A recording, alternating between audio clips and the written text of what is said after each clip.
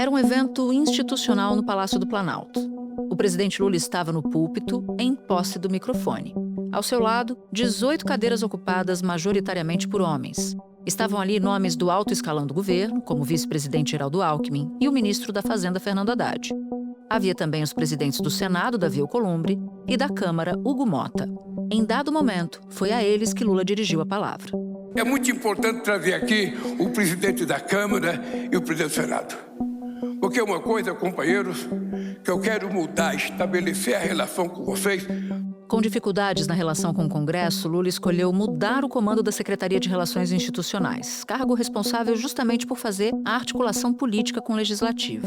E decidiu colocar Gleisi Hoffmann no lugar de Alexandre Padilha. Gleisi, aliás, que tomou posse no início da semana, também estava lá. E ao lado de todos os homens presentes, escutou a seguinte declaração do presidente. Por isso eu coloquei essa mulher bonita para ser ministra de Relações Institucionais. É que eu não quero mais ter distância. A ministra só falou publicamente sobre o ocorrido um dia depois. Olha, gente, primeiro o seguinte, gestos valem mais que palavras para mim, né? E o presidente Lula tem um histórico que o credencia junto aí à luta das mulheres por espaços de comando e poder. Foi o presidente que incentivou uma mulher a ser presidente da República, o presidente que incentivou uma mulher a ser presidenta do seu partido, o que nomeou presidentas da Caixa, do Banco do Brasil, STM, o que mais nomeou ministras. Esse histórico do presidente diz tudo. Agora, o que eu fico indignada é com a extrema-direita. Fico indignada com os bolsonaristas que utilizam disso. Apesar da defesa que Gleisi fez do presidente, não foi a primeira vez que Lula deu declarações desse tipo. O presidente Lula, em muitas situações, escorrega em estereótipos sexistas, em referências de objetificação das mulheres. Declarações que se avolumam e que desgastam um governo já em crise de popularidade.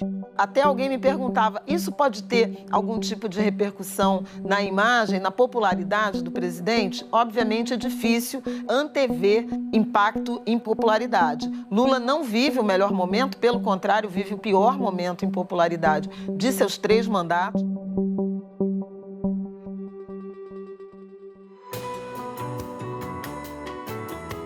Da redação do G1, eu sou Natuza Neri e o assunto hoje é Lula sem filtro.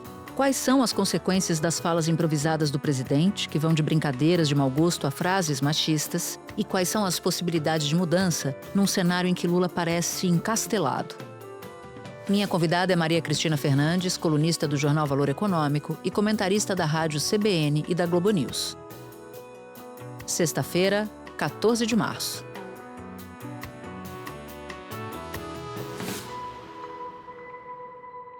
Maria Cristina, você fez uma coluna recente no Valor dizendo que a frase infeliz, a declaração infeliz do presidente Lula sobre a Gleisi Hoffmann não foi um acaso, e sim rotina. Você enxerga de alguma maneira misoginia dentro do governo? Porque a ministra Gleisi Hoffmann veio a público, deu uma declaração e colocou panos quentes, disse que o Lula tem um histórico de valorização das mulheres, que se preocupa em colocar mulheres no governo e que a oposição, no caso o bolsonarismo, está se valendo desse fato agora recente. Pois é, Natuza, essa comparação com o bolsonarismo sempre é algo que choca um pouco, né?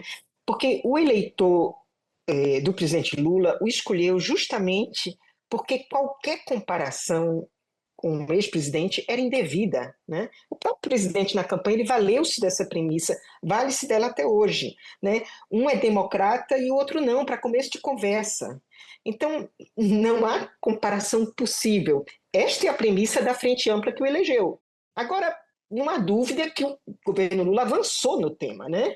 A própria ministra Gleisi Hoffmann, na posse, nesta quinta, ela linkou essas razões para afastar esta pecha de governo misógino, pela escolha da primeira mulher a ser presidente da República, pela escolha dela como presidente do PT, pela aprovação, agora sou eu que estou lembrando, da lei de Maria da Penha, no primeiro governo dele, pela aprovação da lei da igualdade salarial no terceiro governo dele. Ela publicou uma mensagem que repudia os ataques canalhas de bolsonaristas, misóginos, machistas e de violência política. Desprezam as mulheres. Não me intimidam nem me acuam. Oportunistas tentando desmerecer o presidente Lula. Gestos são mais importantes do que palavras. Eu chamo a atenção para isso porque nem ela passa pano no que falou ali o presidente Luiz Inácio Lula da Silva. Agora, se os governistas e os petistas refutam esta pecha de misoginia, o que é que explicaria esta sucessão de frases infelizes? Porque a gente tem que ter uma explicação, né? Que não é um lapso, como você diz, é uma rotina. Então, que explicação é? Talvez a misoginia acabe sendo preferível, porque é reversível, porque o ministro da SECOM, da Secretaria de Comunicação, o Sidônio Palmeira, não está conseguindo se espera, ou é impossível controlar um governante de 79 anos que perdeu o freio? Porque nesse caso não tem muito por onde ir, né? Aliás, perdeu o freio quando fala e quando fica calado. Vide o que aconteceu com a ex-ministra da Saúde, Nízia Trindade. Ele presenciou o último ato dela como ministra, em que ela fez um balanço, um alto desagravo, digamos assim, saiu para almoçar, voltou, depois do almoço mandou chamar e a demitiu, né?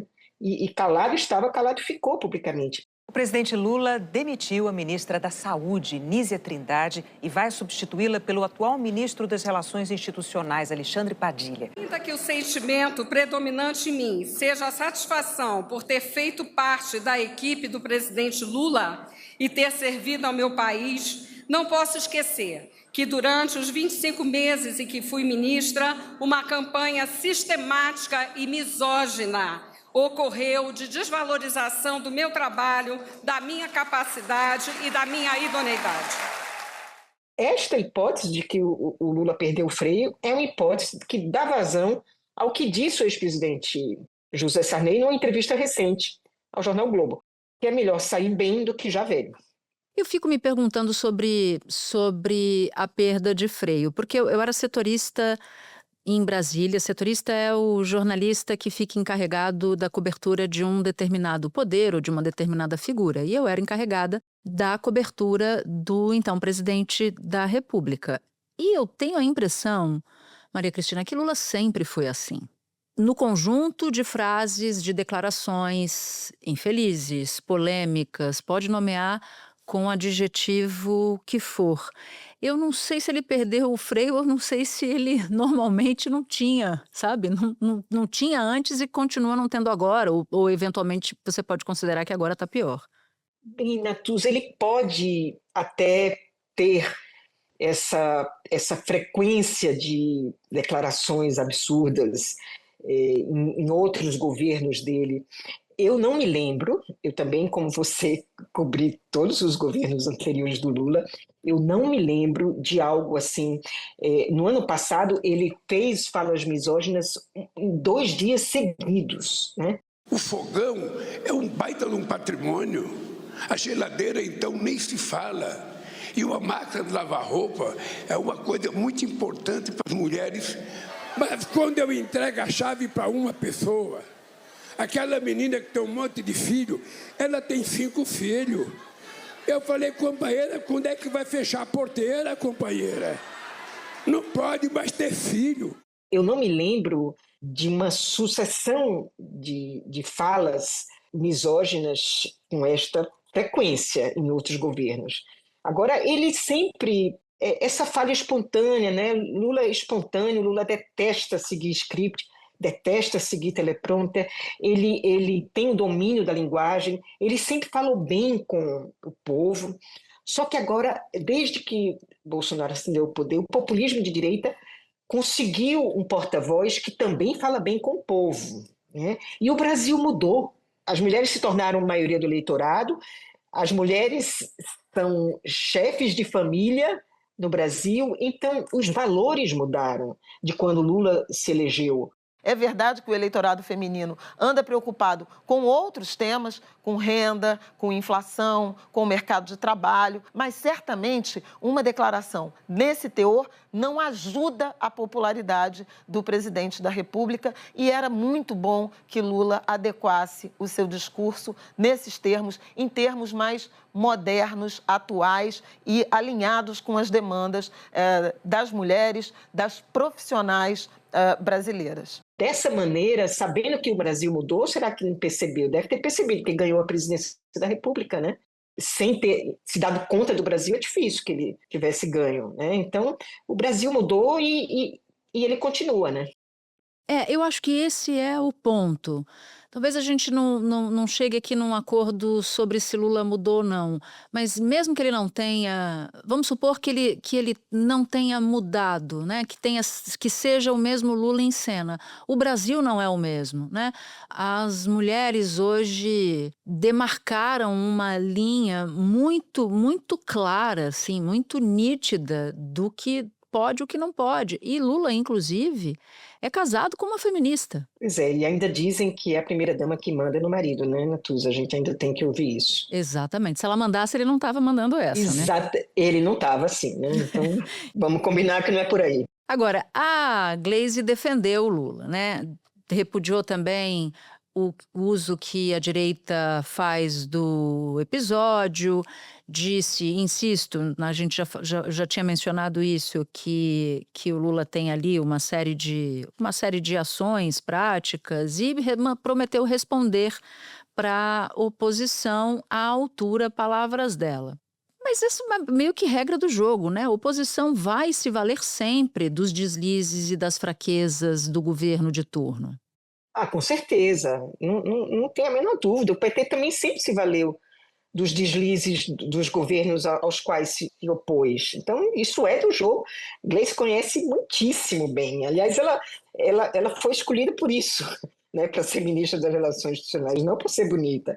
Ela conhece o jogo, ela foi ministra da Casa Civil, ela tem a confiança do presidente, ela foi 8 anos presidente do PT. Foi uma presidente de partido que fez com que, no pior momento da sua história, o Partido dos Trabalhadores ainda assim fizesse, tanto em 2018 quanto em 2022, a segunda maior bancada na Câmara dos Deputados. Tem sido responsável por articulações, alianças nos processos eleitorais para município, para estado e até na chapa presidencial. Então, ela conhece esse jogo, é um exercício de retórica da ministra, que definitivamente faz parte ali do jogo da política, mas não explica nada. Espera um pouquinho que eu já volto para continuar minha conversa com a Maria Cristina.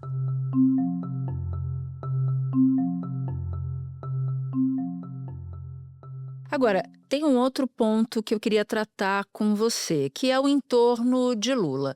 Como você bem lembrou, um tempo atrás, Lula fez ali um strike de declarações de cunho machista. Nos governos Lula 1 e 2, existia ali no governo muita gente que dava real para o Lula. E eu não vejo essa turma agora. Eu vejo as pessoas com muito receio de dizer para o Lula as coisas. Primeiro porque há uma avaliação de que o Lula hoje está mais bravo, está mais impaciente do que era antes, está menos disposto a ouvir.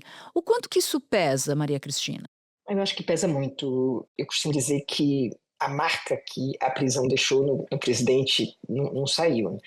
Porque quando ele ouve, quando a gente ouve relatos de pessoas que conversaram com ele, as reações das pessoas também, às vezes, temem dizer: quem foi que passou 580 dias preso? Alguém quer me ensinar alguma coisa? Né? Essa síndrome do prisioneiro, eu acho que o presidente carrega um pouco consigo. Eu diria que inibe também as pessoas a falarem. Tem 3 ministros que eu acho que no início do governo eles se valeram dessa estrada, dessa proximidade com o presidente, que o conhecem há muitos anos, que são os ministros da Fazenda, Fernando Haddad, da Justiça, Ricardo Lewandowski, e da Defesa, José Múcio, que têm mais liberdade com o presidente. Eles, no início dos seus... O Lewandowski entrou mais recentemente, mas exerceram um pouco esse papel, mas ao longo desses 2 anos, pouco mais de 2 anos, o presidente não tem se mostrado muito aberto para ouvir, né? Tem pessoas que ele ouve mas não estão no governo. Por exemplo, Paulo Okamoto, presidente da Fundação Perseu Abramo, que é a fundação do PT, é um egresso do sindicalismo, do Sindicato dos Metalúrgicos, como ele, Lula, uns 10 anos mais novo, mas é, digamos assim, contemporâneo, pode-se dizer. Foi o Okamoto quem convenceu Lula a aceitar aquela mudança no Estatuto do PT, que permite a recondução de cargos como de tesoureiro, que essa grande confusão interna no PT, e também quem levou o presidente para aquela reunião na casa da Gleisi Hoffmann, em que só tinha aquela facção do CNB Construindo Novo Brasil, esta facção aliada à Gleisi, que não está querendo ceder poder para o Edinho Silva, que é este nome supostamente favorito e da preferência do presidente. Ou seja, não basta ter pessoas a quem ele possa ouvir, né? Tem que ouvir as pessoas certas, né, Natuza? Sem dúvida nenhuma. Talvez ele esteja ouvindo, né? Talvez seja um erro avaliar que ele não está ouvindo. Talvez ele esteja ouvindo as pessoas de um grupo que eventualmente podem induzi-lo ao erro. Mas eu acho até que ele está ouvindo pouco mesmo. Ele está ouvindo pouca divergência, né? O Lula sempre teve esse caráter assembleísta. Ele sempre gostou de ouvir, inclusive de reuniões em que o pau comia. Ele gostava daquelas disputas porque dali ele tirava o sumo e decidia a partir de ou um denominador comum, ou o que ele entendia ser o caminho mais certo. Essa característica eu não estou vendo agora. E para a infelicidade do ministro Fernando Haddad, né? Porque nem Fernando Haddad, que tem uma relação quase que filial com Lula, Fernando Haddad também passou bons bocados. E acabo caindo, então, num outro tópico da nossa conversa, que são as frases, as declarações de improviso. Você já as mencionou, mas ele falou, por exemplo, nessa mesma semana em que ele dá a declaração sobre a Gleisi, ele chama o José Guimarães, que é deputado, líder do governo na Câmara, que é do Ceará, chamou o deputado de cabeçudão do Ceará. Sobre Fernando Haddad, ele disse que o Haddad precisava passar charme e falar ao microfone, falar no microfone. Então, e ele também falou para Donald Trump, né? Disse, olha, a gente não vai correr de grito aqui não e tal, não sei o quê, a gente vai exigir respeito. Dá para a gente juntar todas essas peças e fazer uma análise de cenário a partir daí? Acho que sim, Natuza. Vamos começar pelo fim, né? Pelo Trump, né? O que é que ele disse? Ele disse que não tem medo de cara feia. Ok, é uma fala fácil de ser entendida. Mas vamos lembrar que a chefe de Estado mais bem-sucedida na relação com o Trump, que é a Cláudia Sheinbaum, presidente do México, ela não tem se valido de arrobos como esse, né? Nem mesmo quando o Trump mandou mudar o nome do Golfo do México, né? Lá nos registros oficiais dos Estados Unidos. Ela atendeu o que ele pediu em relação às fronteiras e tem argumentado com números do próprio governo americano para contestar alguns pedidos que ele faz sobre o fentanil, por exemplo. Ela pode até acabar não conseguindo o que quer, mas ela vai ganhando tempo e vai tentando diversificar os parceiros comerciais do México e vai ganhando popularidade. Vamos ver o que aconteceu no fim de semana passado, que ela colocou mais de 300 mil pessoas no centro da cidade do México em apoio a si. Quem é o governante hoje que faz isso? Né? E sem arroubo. Sobre o Haddad e o Guimarães, bem, você já incluiu o Haddad entre as pessoas que ele não ouve. Ele deixou de ouvir o Haddad no momento muito crucial, não apenas para o ministro, quanto para o seu próprio governo. Vamos lembrar que momento foi esse? Foi no final do ano passado, em que o Haddad queria o aval do presidente para uma meta fiscal, para um corte, e ele disse não.